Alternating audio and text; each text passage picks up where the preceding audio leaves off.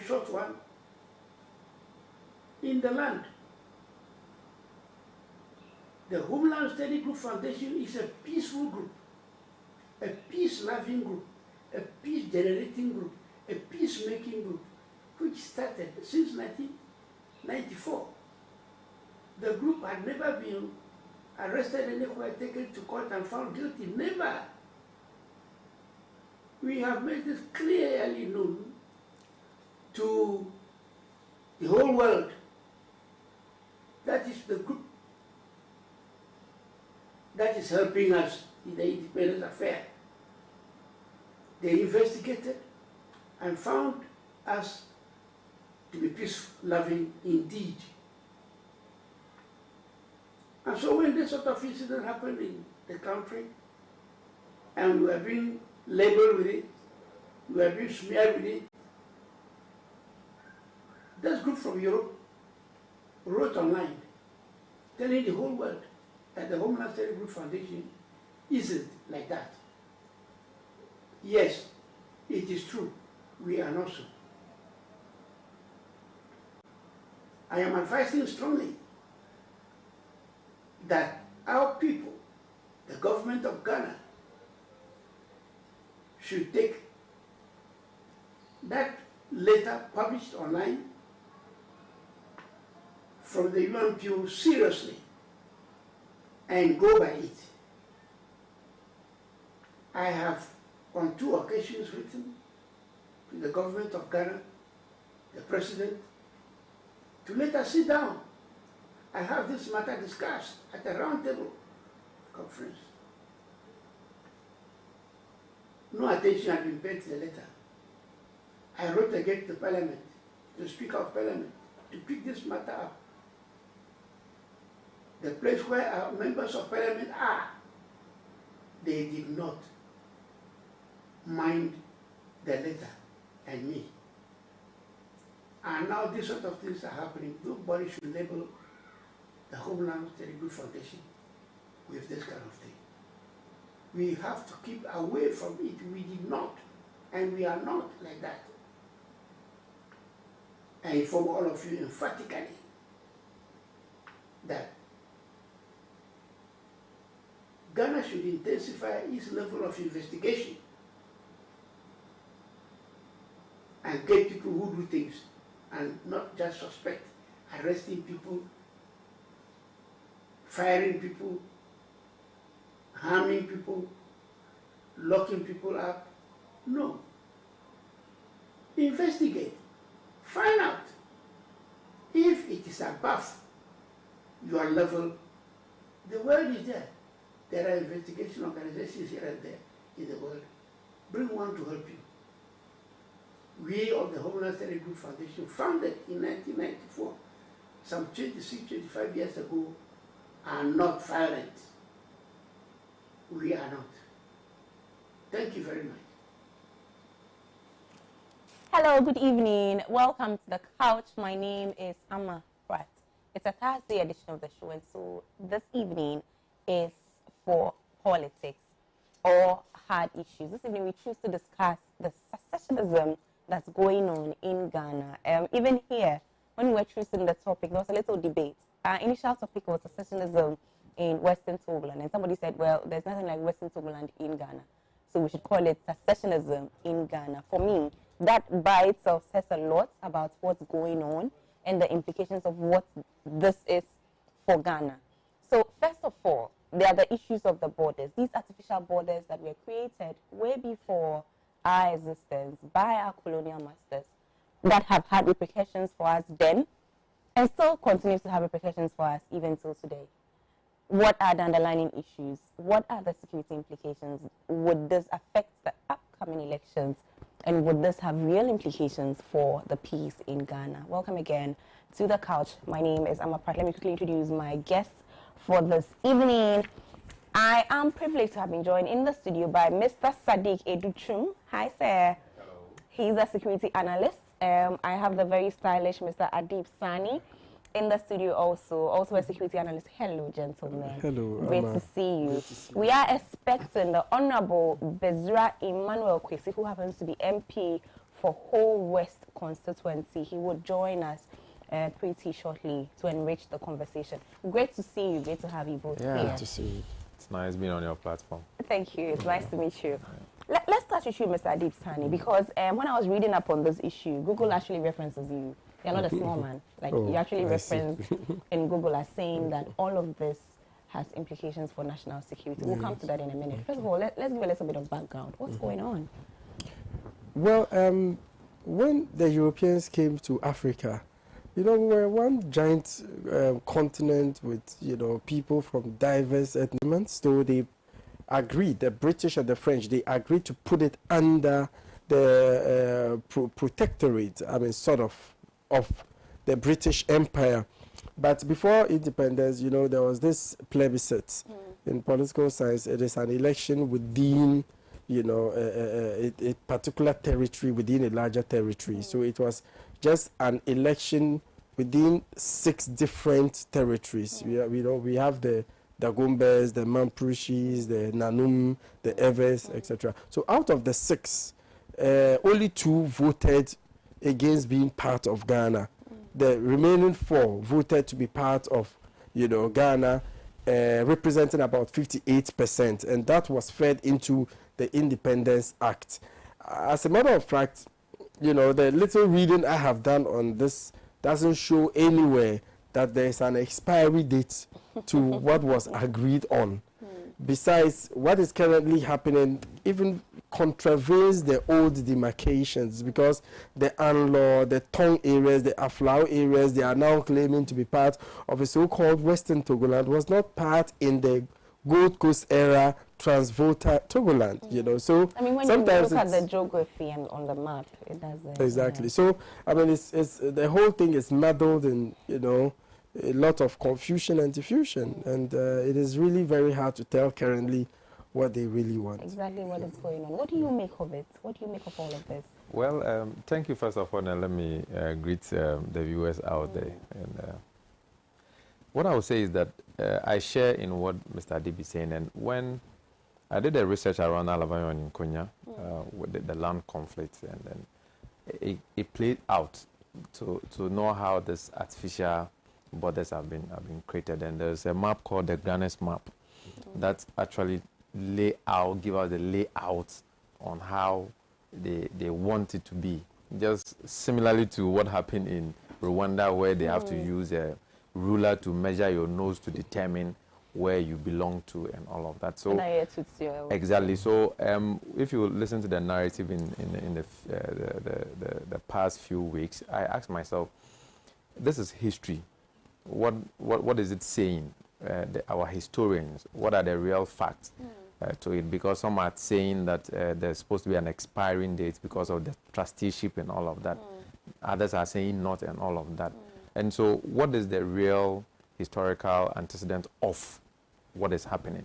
And then we can now pick it from there, devoid of politics, because now more or less looks like it's becoming like every other issue in Ghana. But if managed to politicize exactly, but then if there is a plebiscite, and then it has to do with 6 different ethnic groups or different jurisdiction, and then out of that 4 concede that we want to be part of this country, Ghana, then I don't see where it has to play. That it keeps coming, keep going back and forth on we being this, or this is how we're left to be. And if you say so, then who are those who are supposed to be part now? And you don't even have the majority. So in the first place, it doesn't need to even come at all. For me, if you look at it, it doesn't even need to come at all. And I tell you what, currently, if you look at the situation in Africa, most of the things are intra. It used to be inter. But then the intra is more dangerous because it stampedes a lot of progress. And that is why I'm sure we are not that much happy about most of the things that is happening. So the history has to be clearly. I find it extremely shocking, because I would have thought that if for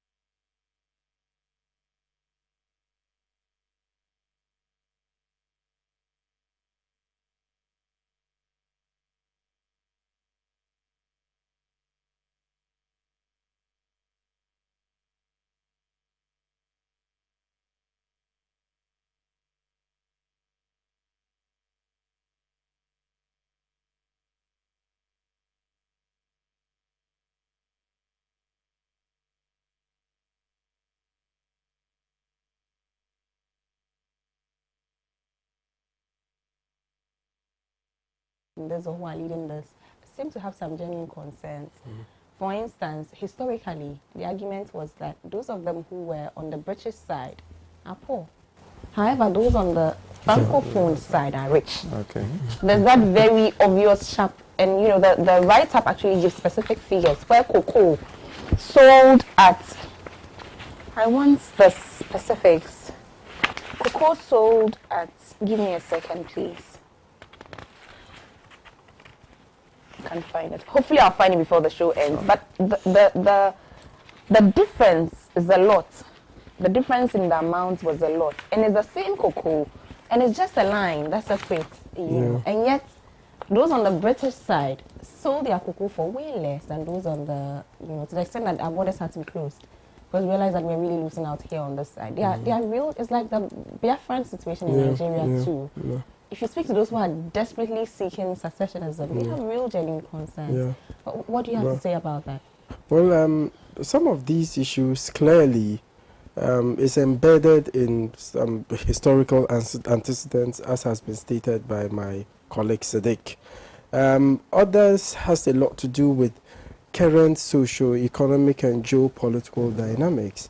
Indeed, it was very much in the interest of the white man to ensure that you are constantly in a state of conflict, because in confusion you are able to actually rule more effectively, and you're able to plunder more effectively. Exactly. Divide and rule. You know, and the structure of the divisions, you know, the Berlin Conference that divided Africa, also is really a recipe for disaster. And I'll give you some two examples. One, currently there is a problem, like a serious diplomatic spat between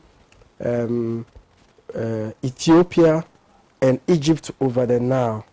And you see, the Nile goes, it passes through different countries, including Sudan, you know, Uganda, and, you know, when you look at the source from Lake Victoria and all of that. So you see, when you divide those countries, and now we have Ethiopia wanting to put up their Grand Renaissance Dam, which would definitely affect the flow of water, on which over 80% of Egyptians rely on, definitely would cause some issues. As we speak, the Ethiopians have declared a no-fly zone across their Grand Renaissance Dam area because they fear it is likely to be sabotaged, okay?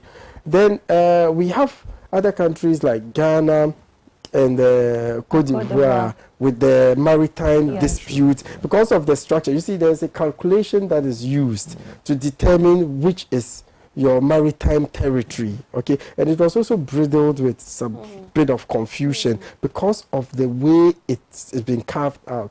And largely, tribes were divided.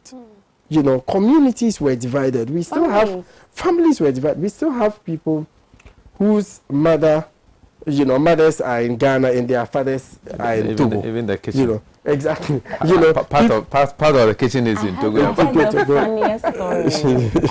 tell you that. You know, so there are people who work in Ghana, but they live in Togo and vice versa. So when you separate societies in such a manner, it is usually a catalyst for conflict. Then we have modern trends, because when you take a closer look at the issue of Biafra, which started in the late 1970s, the Igbos, after a coup, you know, staged by the Igbos that resulted in the death of a number of northern soldiers, the Northerners felt, no, they are coming after us.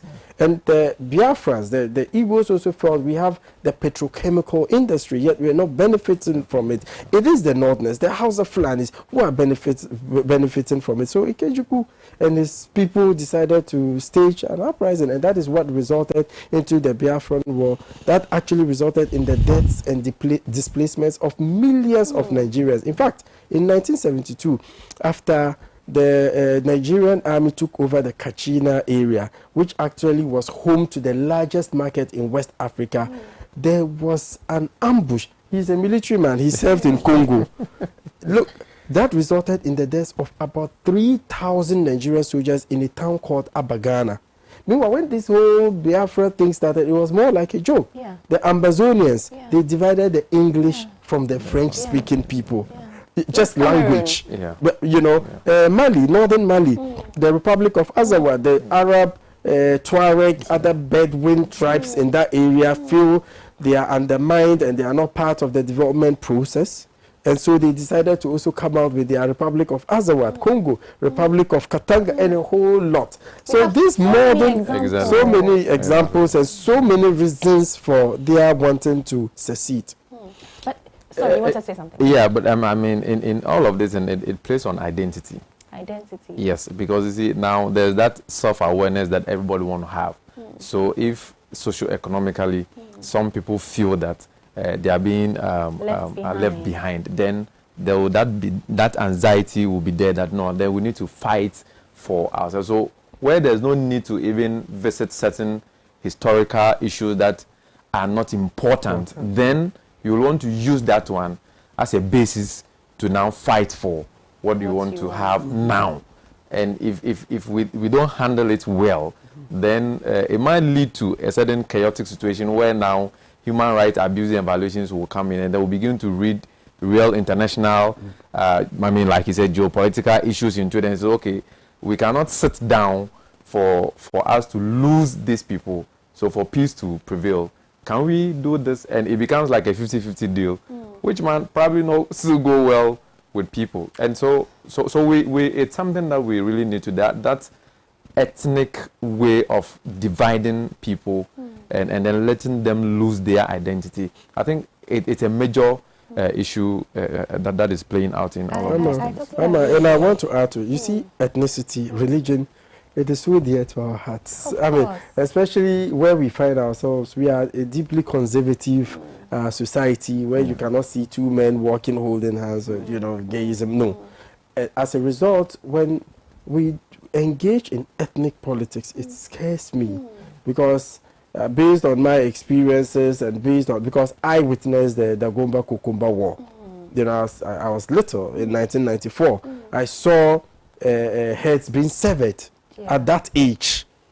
You know, at the point, it was so bad, I was moved to Accra because I was having dreams, you know. There was an genocide, so to speak, ethnic cleansing going on right here in Ghana. So whilst Rwanda had their genocide, there was a genocide in the north where pregnant women were in a very crude manner opened up, and babies, you know, it was really nasty. So when we engage in ethnic politics, where you have a very well-respected politician coming out to say really irresponsible things such as, oh, they are from Togo, oh, these people, they are coming from elsewhere. I want us to stay here for a little bit. Let's stay here. Yeah. It's important.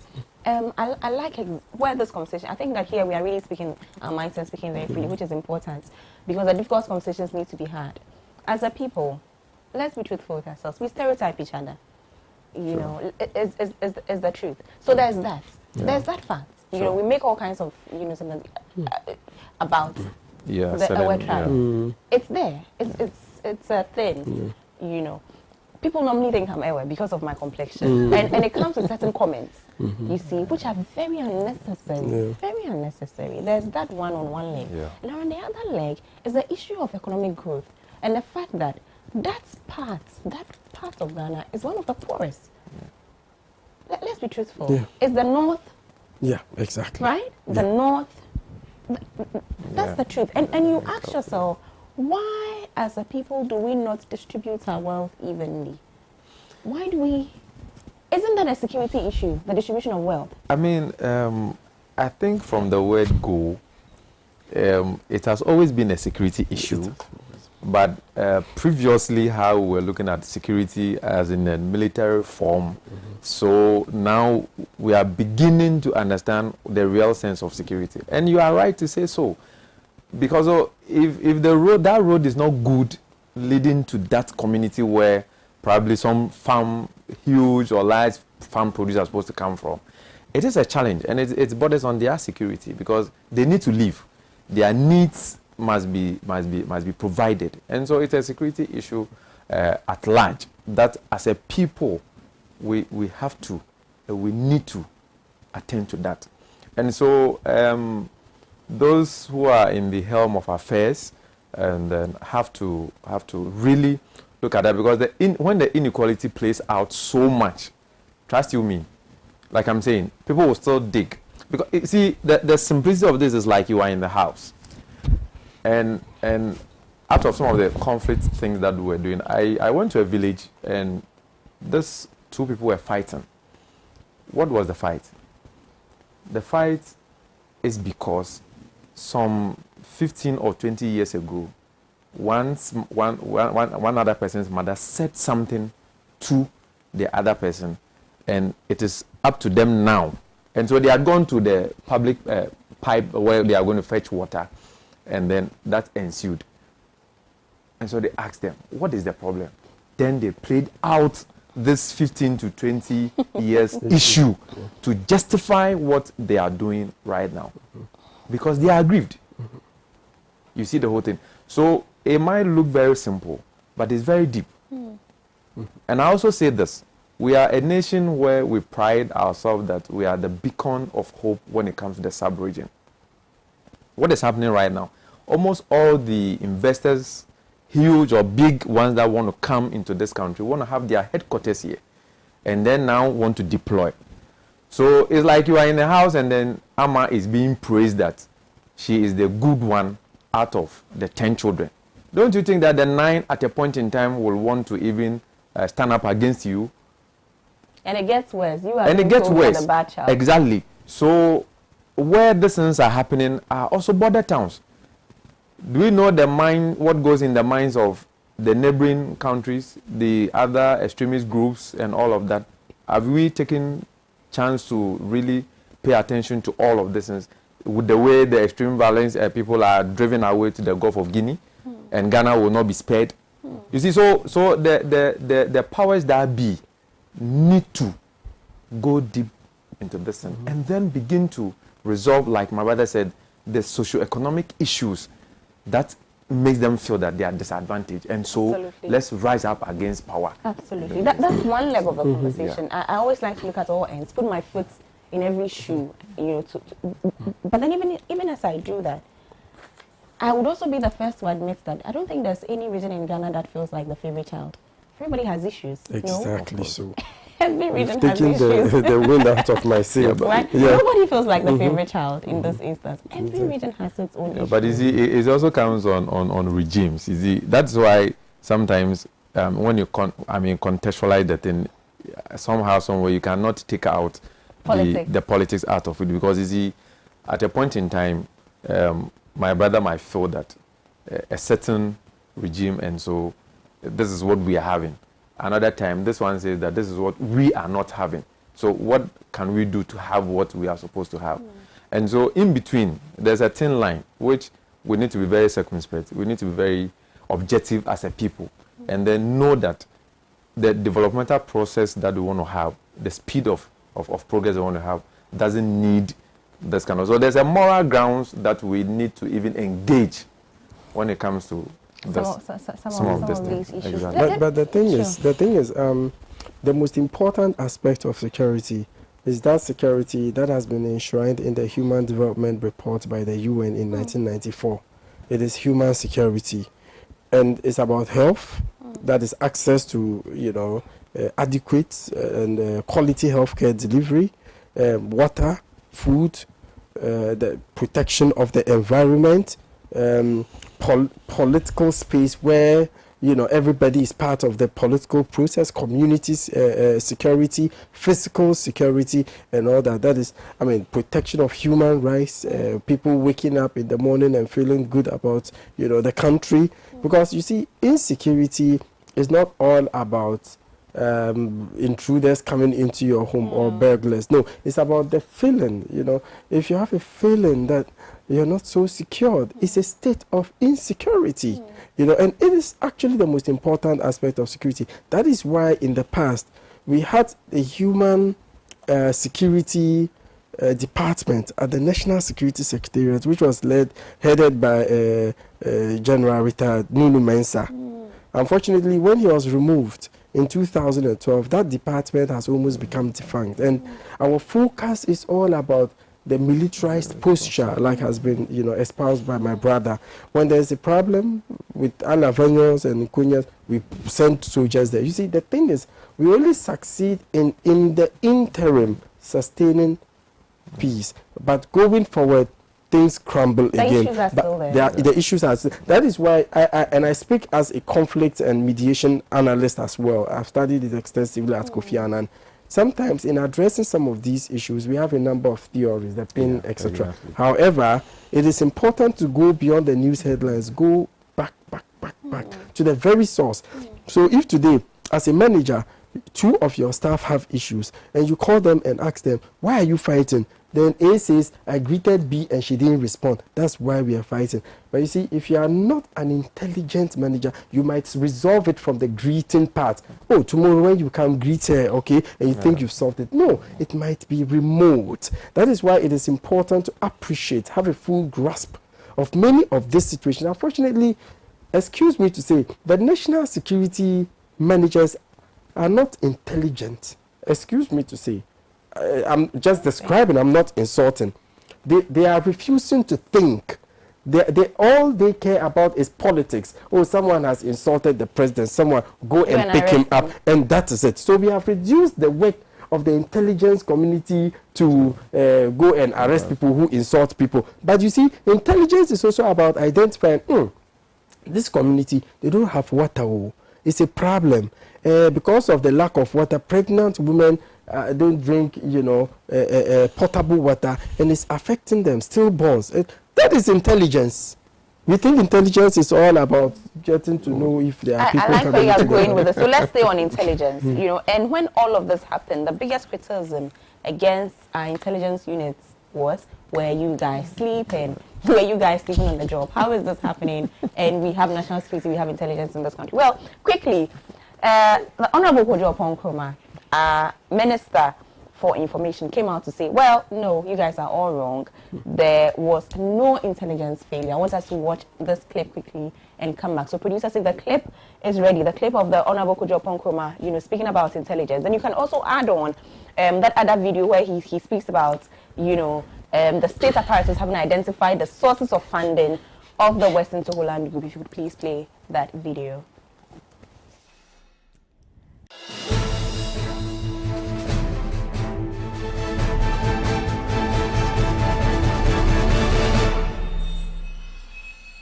Developments in parts of the Volta region, and one question that has run through is whether or not there was intelligence failure. And I think in one of the last questions, it even moves from a question to now a statement of fact that there was an intelligence failure. I can tell you, as a matter of fact, that no, there was no intelligence failure. Indeed, the most dire aspects of what the intelligence suggested these persons wanted to do were contained by the security agencies. The intelligence was to the effect that they had intentions to, for example, blow up and burn the whole market, attack sensitive installations like the Akonsombo Dam, I think the Akuse Dam, the Adome Bridge, a few sensitive installations. The first response was to ensure that these determine exactly which charges to prefer against them and to put them before the court. You can be assured of that. May I also make a quick point about the fact and this supposition that, in times past, some persons may have been arrested and it didn't necessarily go far. Some persons may be on bail but are still facing trial.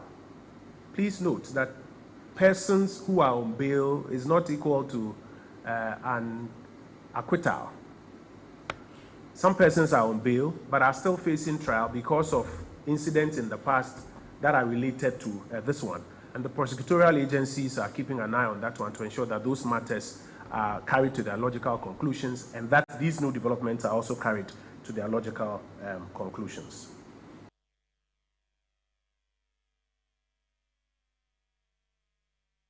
Persons are getting their support or their funding from, yes, we know where their funding is coming from, and the various agencies are moving in as part of this comprehensive plan to deal with this whole phenomena. They are also moving in to deal with their sources of funding and persons who we believe are associated with the funding of this group.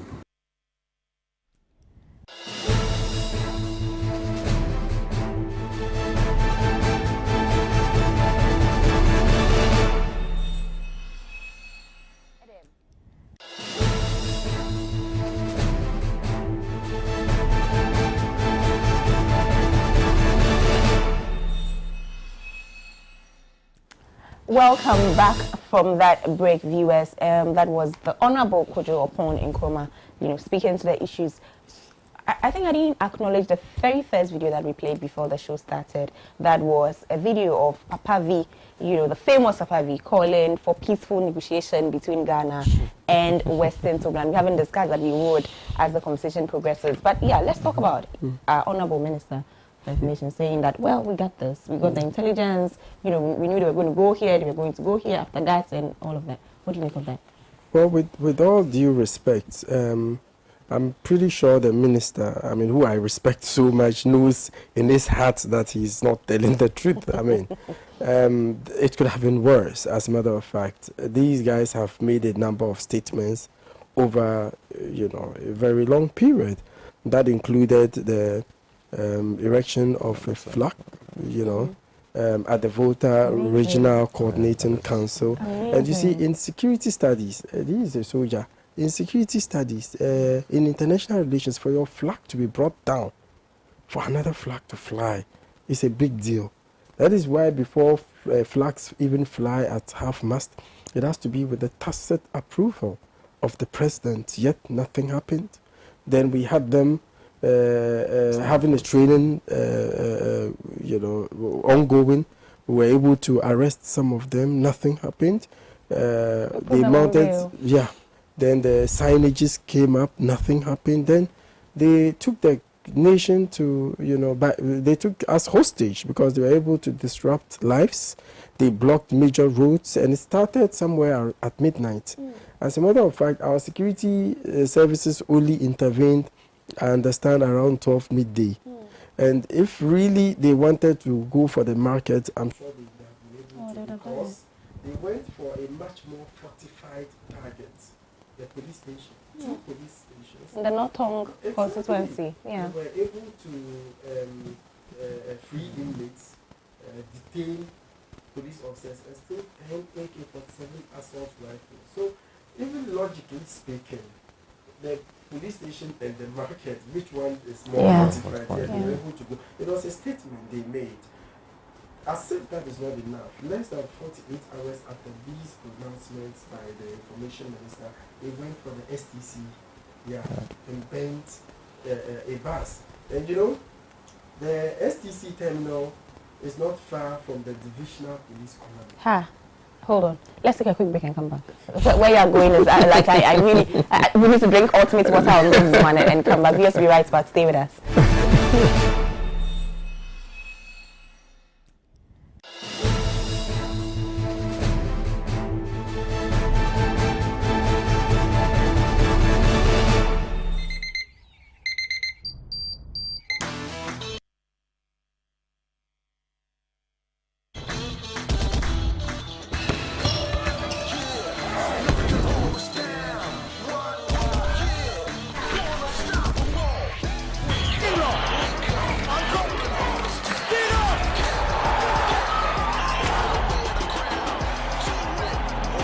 Breakfast good day, every day. Nestle. Good food, good life. This advertisement has been vetted and approved by the FDA.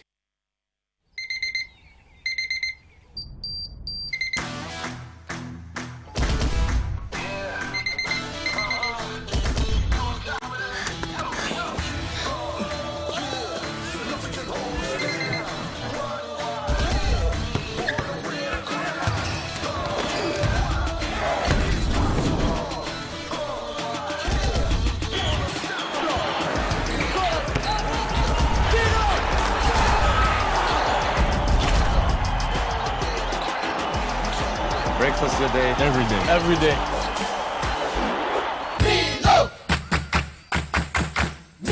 Nestle. Good food, good life. This advertisement has been vetted and approved by the FDA.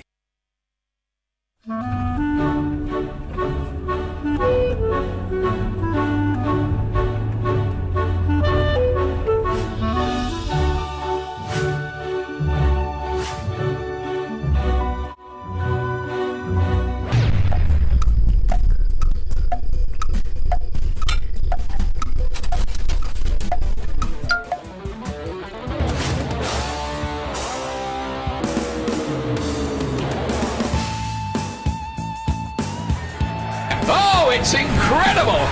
Bang on target!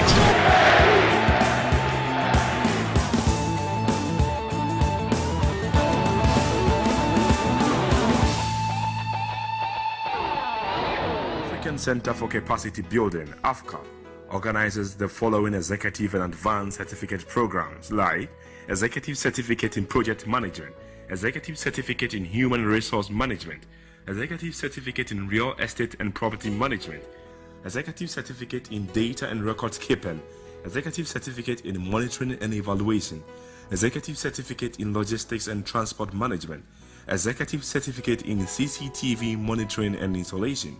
AFCAP, where capacity building is our priority. For registration and enquiries, please call 0244 405047, 0242 135523. We have our branches in Accra, Tamale, Kumasi, and Wa. Saturdays and weekdays sessions are available. Admission is still in progress. Enroll now. Join the African professionals. AFCAP, where capacity building is our priority.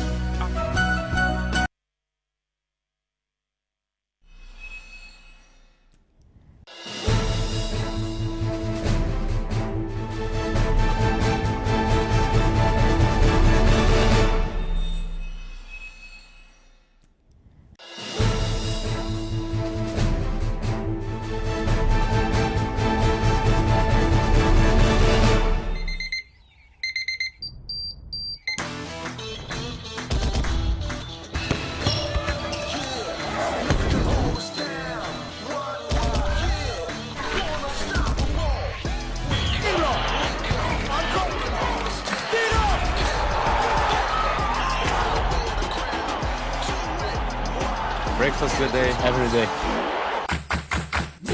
Nestle. Good food, good life. This advertisement has been vetted and approved by the FDA.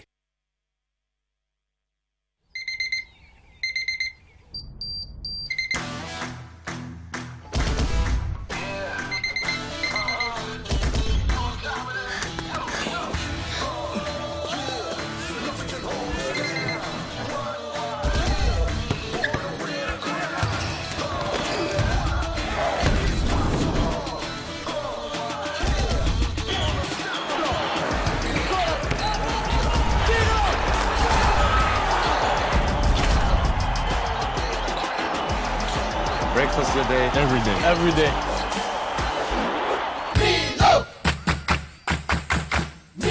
Nestle. Good food, good life. This advertisement has been vetted and approved by the FDA. African Center for Capacity Building, AFCA, organizes the following executive and advanced certificate programs like Executive Certificate in Project Management, Executive Certificate in Human Resource Management, Executive Certificate in Real Estate and Property Management, Executive Certificate in Data and Records Keeping, Executive Certificate in Monitoring and Evaluation, Executive Certificate in Logistics and Transport Management, Executive Certificate in CCTV Monitoring and Installation. AFCAP, where capacity building is our priority. For registration and enquiries, please call 0244 405047, 0242 135523. We have our branches in Accra, Tamale, Kumasi, and Wa. Saturdays and weekdays sessions are available. Admission is still in progress. Enroll now. Join the African professionals. AFCAP, where capacity building is our priority.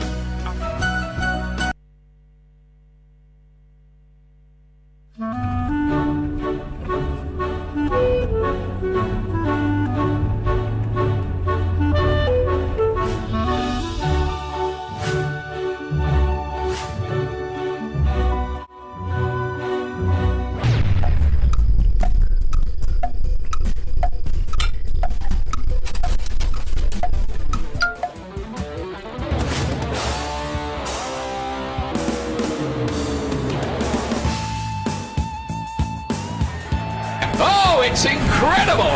Bang on target!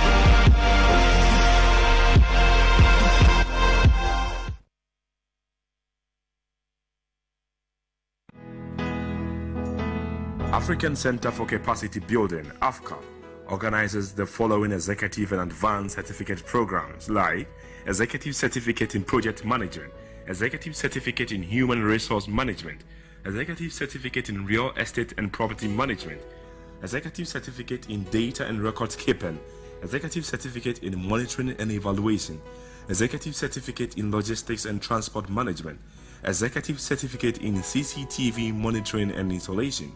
AFCAP, where capacity building is our priority.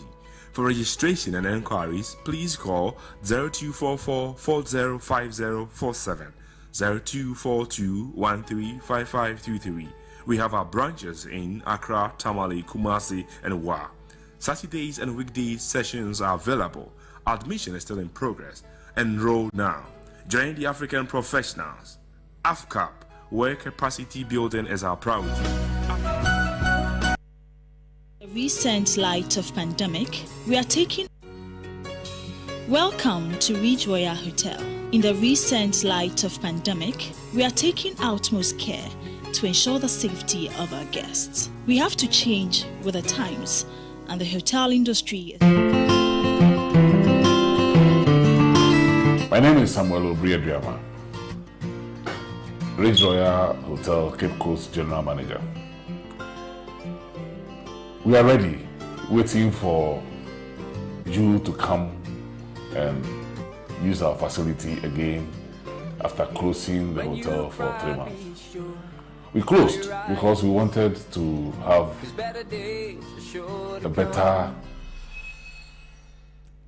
Hello, welcome back to the show. This is The Couch, and we have been privileged to have been joined by the Honorable Bedra Emmanuel Kwesi, who happens to be MP for Ho West constituency. Welcome, Honorable. Thank you. It's great to have you here with us. Yeah, nice having myself here. It's a nice place. This is my first time of coming to. Oh, nice. First of many more to come. First and many more to come. You've been inviting me for some time now. Yes. And a good evening to our cherished viewers, especially my co-panelists. They've exhausted all the topics. So. No, we left some for you. Okay. You were speaking to that. I want you to continue. Exactly. So I was talking about the intelligence failure, but what I'm opining is it could have been worse, as a matter of fact. The information I am picking up points to the fact that first it was much more about political groups, but now they are splintering, and they are even putting together militant groups as well.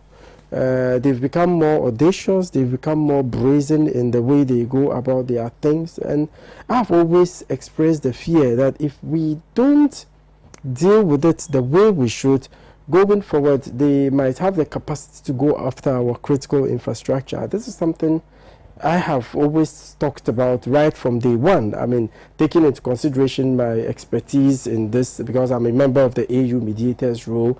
I have done a number of research on secessionist groups, even including Boko Haram, how Mohammed Yusuf started it. Unfortunately, the Goodluck Jonathan administration didn't handle it well. Troops were sent to the area to crash it, and the Northerners felt, you are bringing sadness to killers, because there was a lot of extrajudicial killings in front of police stations, army barracks, and all that. And that is what culminated into Boko Haram. And today they've picked up arms, and they are posing not just a threat to Nigeria, but the wider West African sub-region. But you see, the fear about what is happening is the fact that it can result in what we call in security studies asymmetrical warfare situation, where they can hit at dawn, they can attack a police station, they can go after a police checkpoint, they fire, then they run into the bush, and geographically they have an advantage. Like Boko Haram, Nigeria has the largest army in West Africa, the strongest in terms of equipment and all that. But don't you ask yourself why they are not able to deal a decisive blow to Boko Haram? Because it's an asymmetrical warfare situation, just as the Viet Cong disgraced America between 1965 and 75 in Vietnam. So it is a stage I wouldn't wish we get to. However, we need to manage this once and for all. We missed opportunities, but there is still a window of opportunity for us to deal with it once and for all. Absolutely. And you've articulated this, like I said to you before, You are on Google. You know, when I was on Wikipedia, yes, actually, when I was looking for information on the internet, your name came up strongly as, you know, insisting that it's not been handled well. No, it's not been handled well. Well, this must be a nightmare for you. Well, Ama, once again, let me congratulate my two co-panelists.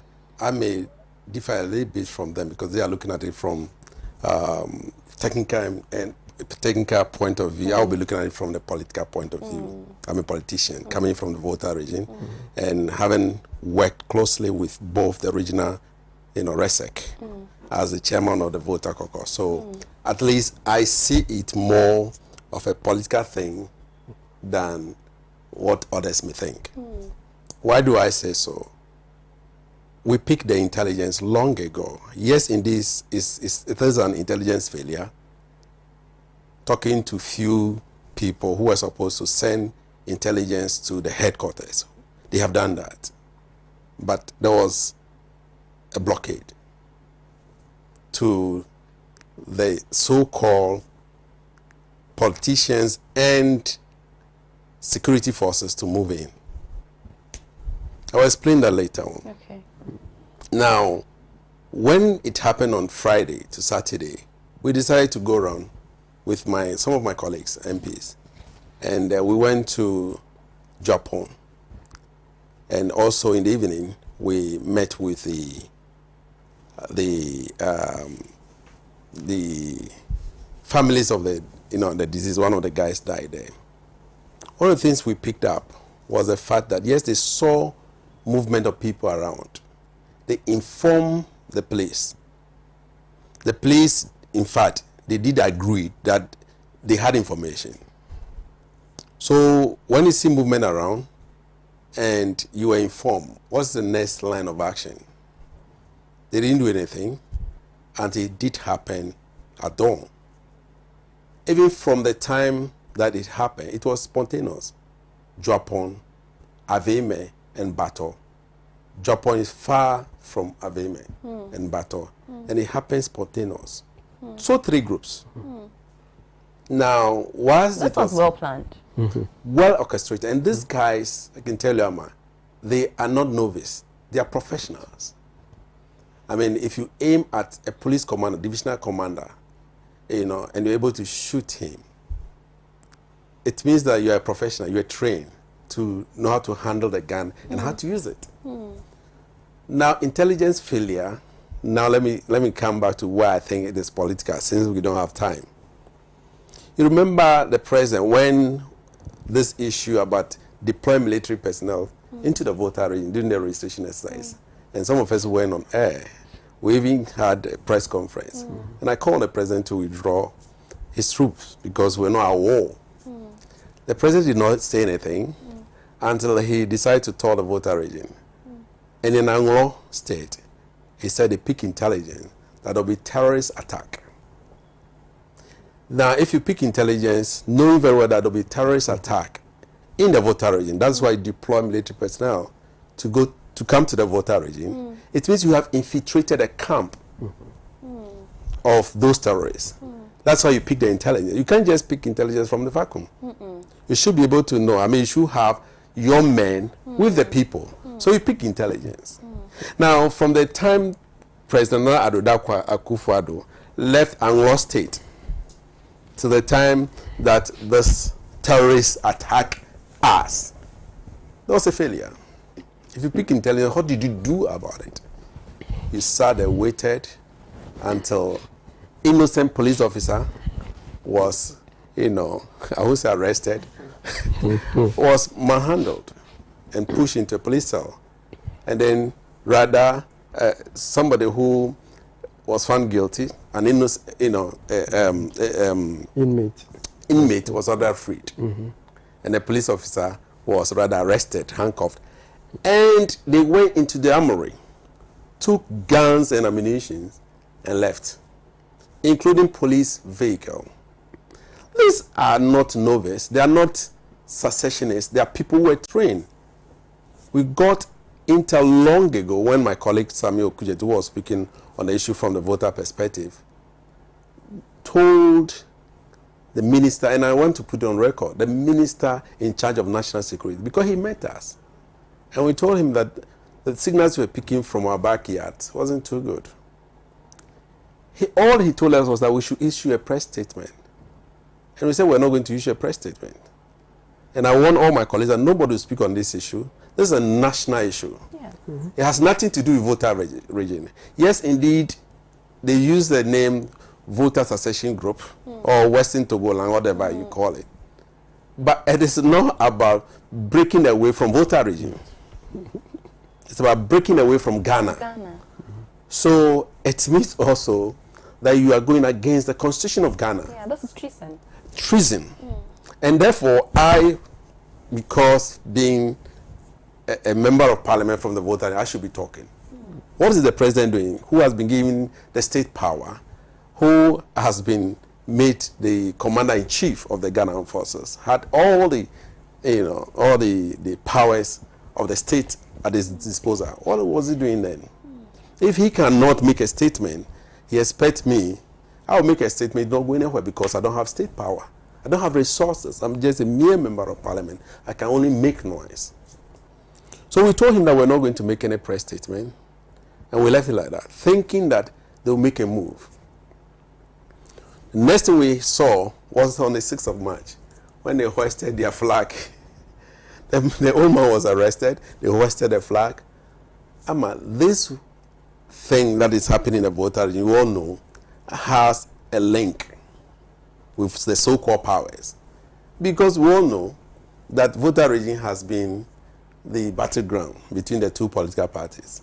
Now, everyone knows that when voter region wins, and a little bit of the Voterians from Ashanti also push it, then a particular political party will, emerge. But when Voterians decide that they were not going to vote, then we all know what happens to that political party. So when the signals... That's a very serious allegation, Honorable.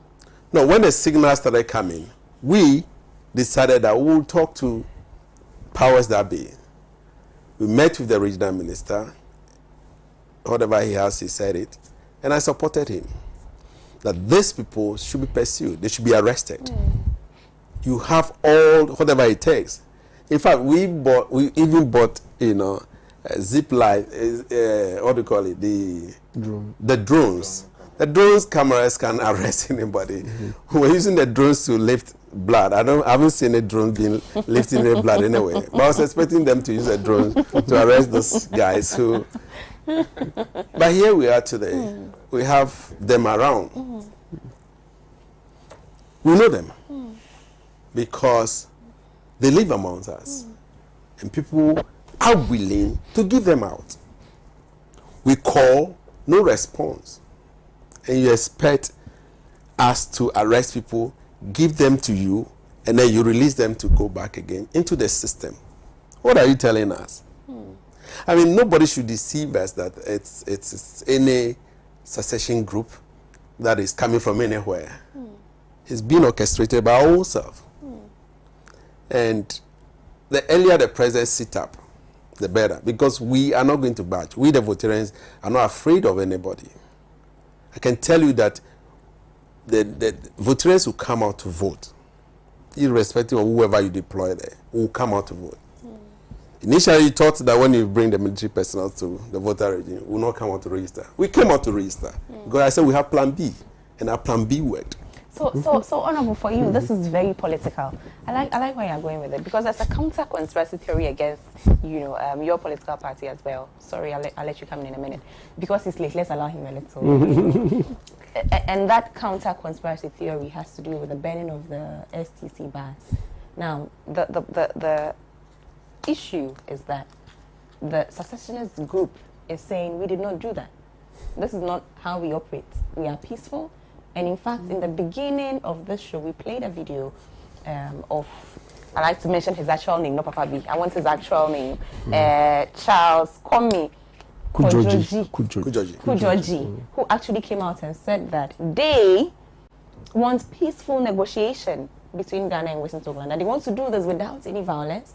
All they want is, their freedom from Ghana. It's not about violence. So he's come out to say that they're not responsible for burning down the STC bars, or all the violence that's been attributed to us. So then, the other side of the conspiracy theory then becomes, well, political players are doing this for their own end. So now we are having counter accusations among the political players. What do the rest of us do?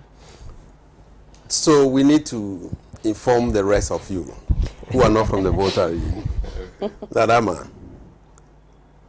the Papavi man, was arrested and was released. If it's treason, the offense is treasonable, you need to face the full rigors of the law.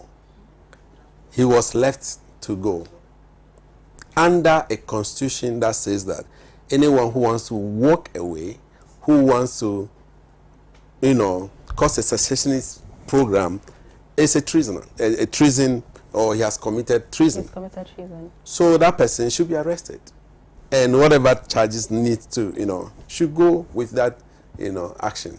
Unfortunately, he was released and he left. Today he has all the freedom to go on, social media to release information that they were not part of it. Papavi's program were all part of the conspiracy theory. Now they're telling us that there are 3 groups. The Western Togoland, Papavi's group is the Homeland Study Group. The Homeland Study Group Foundation. Don't forget foundation. The Homeland Study Group Foundation. Yes. Then we have the Western Togoland Restoration Force. Yes.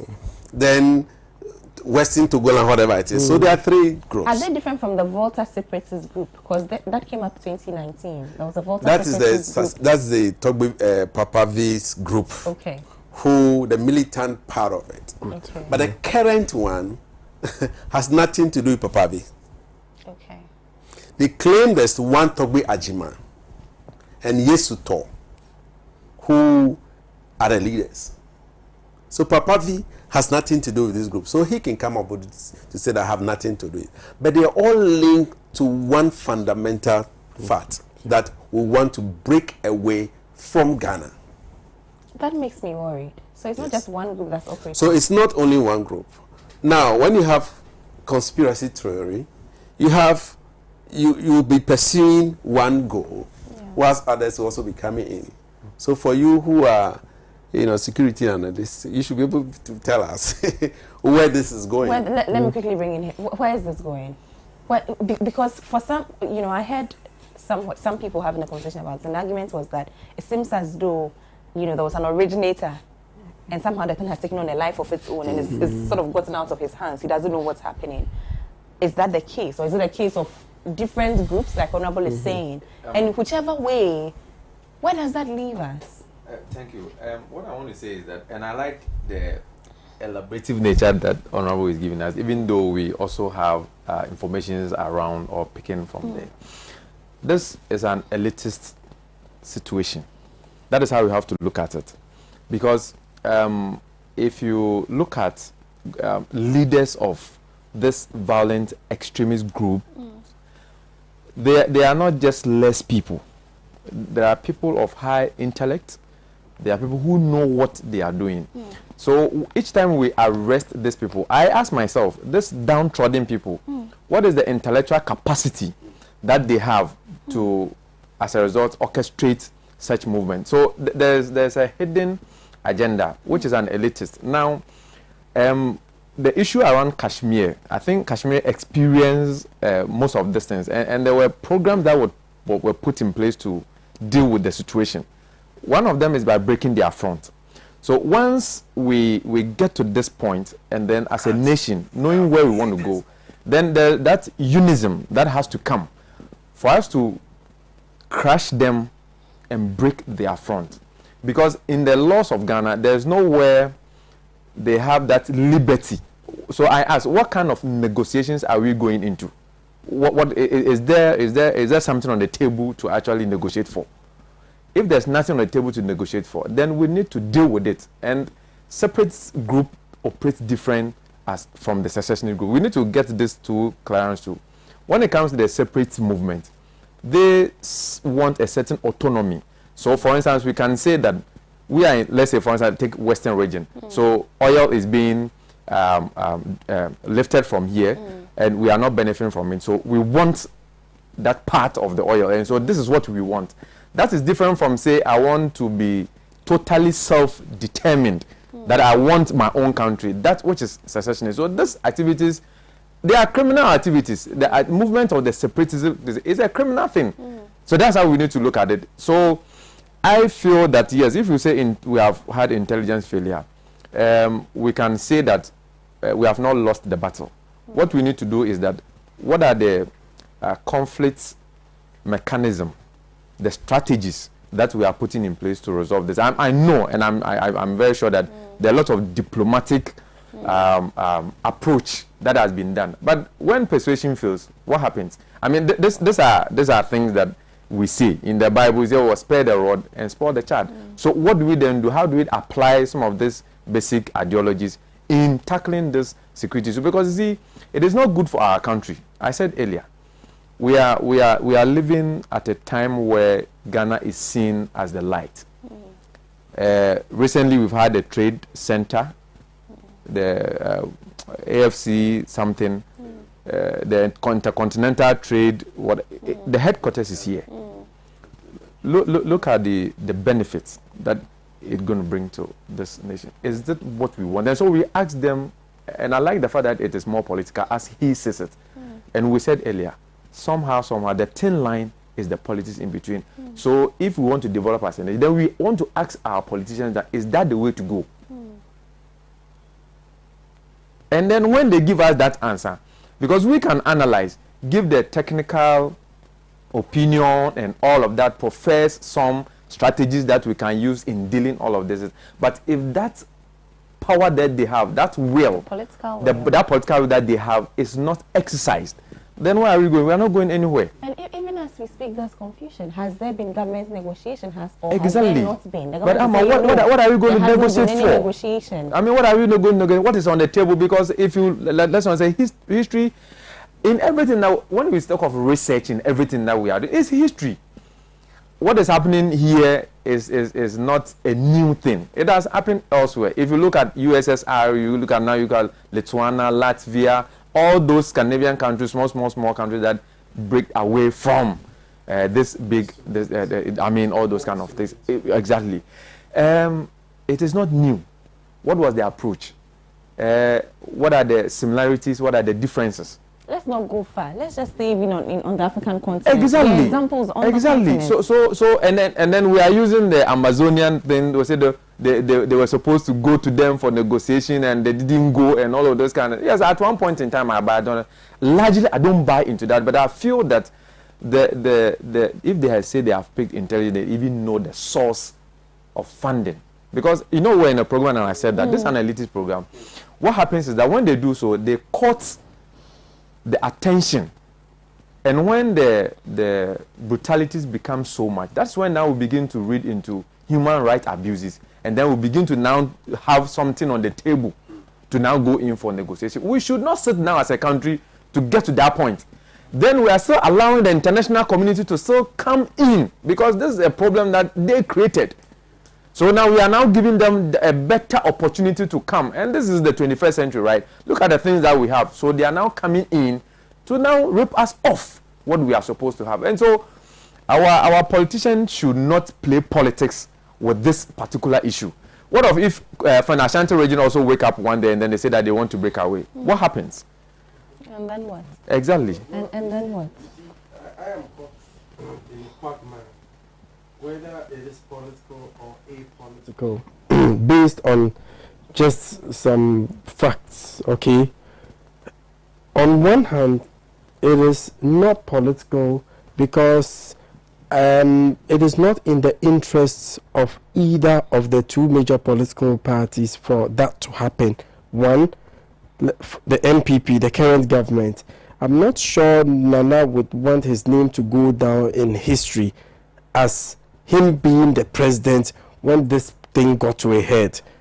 Secondly, the MPP as we know it, is a liberal democratic ideology that believes so much in private sector being the engine of growth and investments come exactly.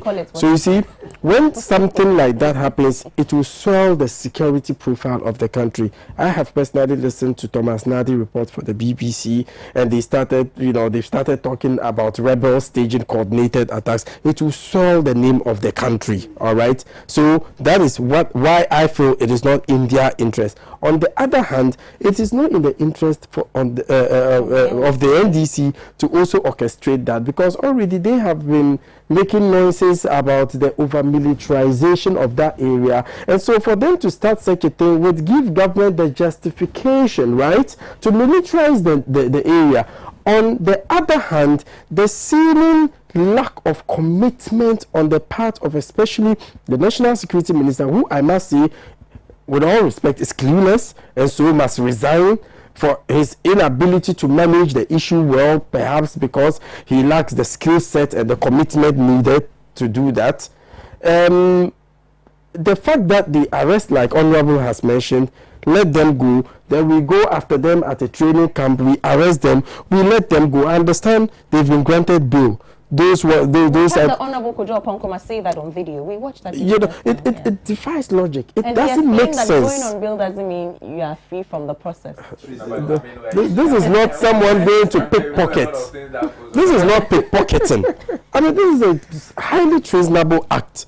So the seeming lack of commitment is also making it look like there's some degree of state complicity. And for you to go on TV and radio to say we know where the finances is coming from, why don't you go after them? If you tell me you've picked up intelligence, what have you done about it? But Adib, that is where somehow, some way, you will understand that when they say, the politicians say it is political, you will understand. Because you see, when during the exercise and you look at the nature of the deployment, I think some of us were even against it. I mean, at this very crucial time, how are you deploying? The way you do it and all of this. And they had a cause to complain that, yes, indeed. And after that, heavily, they were withdrawn. So if indeed, looking at, it's a border town, my brother, it's a border town. So if you have picked intelligence that there's terrorism or there's going to be terrorism attack and all of that and then you deploy, then all of a sudden, that heavy nature of deployment is withdrawn. What are you telling your... That's in itself. Even me that I'm no security analyst, I can tell that that's the recipe for disaster. Exactly. Let's bring in our viewers at this point. It says, good evening, please. This is our so-called president. Okay. Nice. We should send him to the bush. You didn't add your name. I'd have appreciated your name. This one says, we need negotiations because we have serious evidence concerning their independence from the Queen on May 7th. Serious evidence. If you could just add your name, that would be very helpful. This one says it may not be political, but the commitment towards it is the most important thing. And in this case, the government is failing with the commitment issue. Now, this one says Africa is still under the brainwash of the white people that conquered us. Now it's through religion and borders between us. This one is Nigerian, this one is Ghanaian, this one is Togolese. They keep us divided and confused as they continue to milk Africa. That is so true. That is so true. Let me see about some of the messages we have on Facebook. Someone says, monitoring you live from Tamale. His name is Idrisu Ahmed. Ransford Smith says, live from OT region. Abdul Basit, I've seen you. You are greeting every member of parliament in your constituency. Great. Right. Honorable, what's the way forward? Well, the way forward simply is that we should arrest the perpetrators. Let's deal with them. For me, it's no for negotiation. No for negotiation. No for negotiation.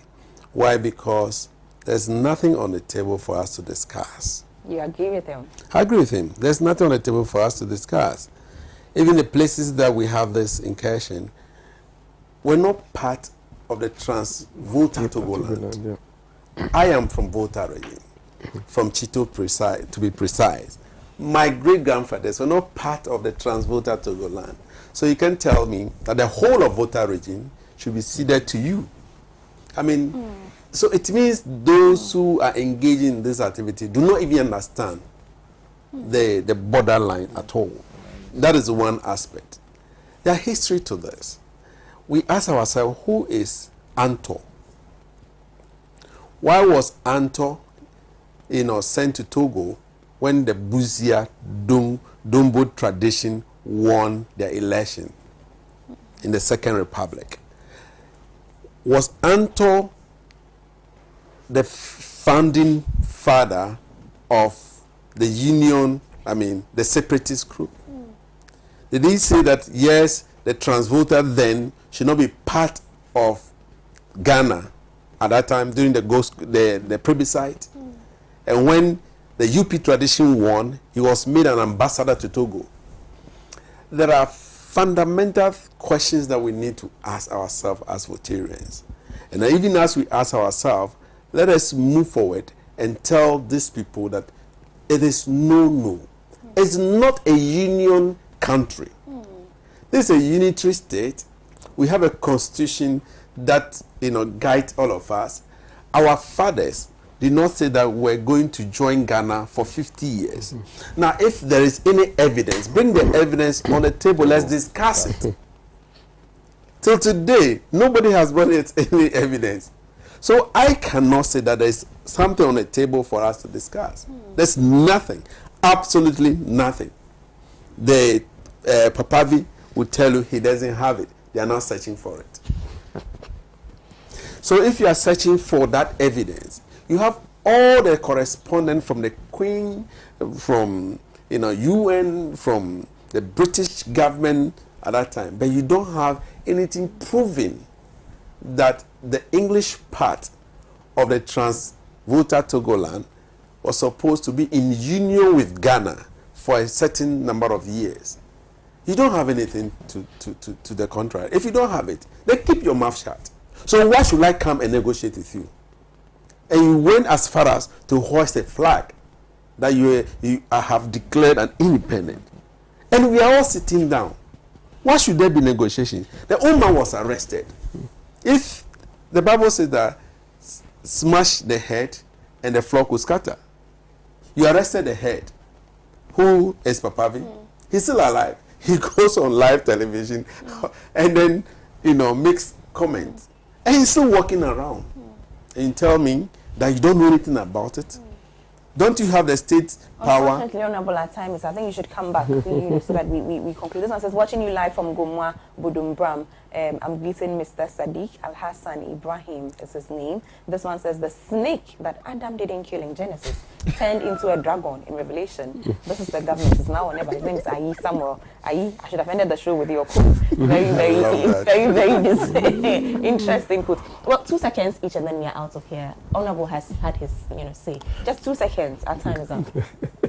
No negotiation. As simple as that. Yeah, I would say that just as we're trying to smash off the head, the tail, there might be some powers in there. So we need to deal with the whole thing. Well. And so we need to, the intelligence there, they really need to work. They really need to work and then fish out this. We don't need this at this time.